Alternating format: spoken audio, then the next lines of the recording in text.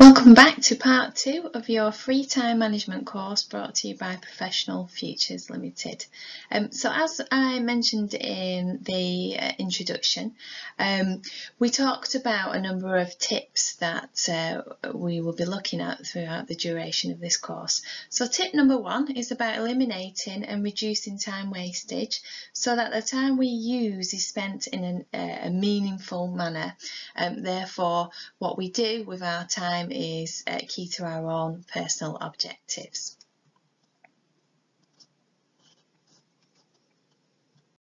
So before we can look at eliminating and reducing time wastage, we need to have a little look at what we do on a day-to-day basis and the traps that perhaps we all fall into.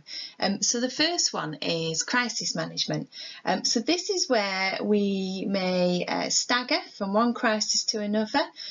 So for example, firefighting, where we move from one problem to the next, where we're actually not considering any of our own objectives and what it is that we're trying to achieve. So this is a very, very expensive way of operating because actually what you're not doing is focusing on the job role that you are paid to do. The next one is Beck and Call, which is pretty much where your days are filled with a variety of tasks.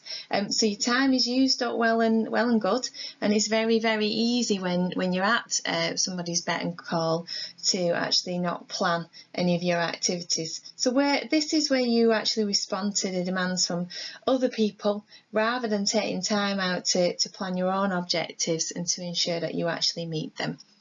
And the next one is the treadmill. So this is where you are completing a series of boring, uninteresting tasks which aren't challenging enough for you and actually don't link to any of your own personal goals. So this results in you being bored and the tasks that you do are very, very mundane. So you're not doing anything that's meaningful for you. So when we fall into these traps, people spend most of their time responding to the next or the most pressing demand without actually having to think about what they're trying to achieve.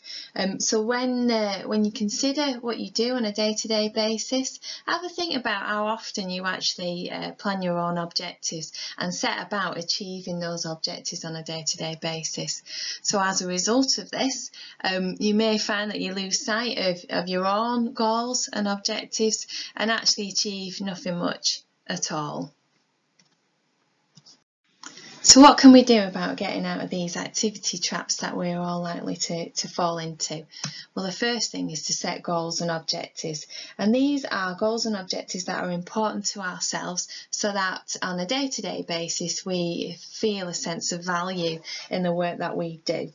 The second is to prioritise, okay? So prioritise the tasks that you need to do on a day-to-day or a week-to-week basis so that you are achieving some of the objectives that you've set out for yourself.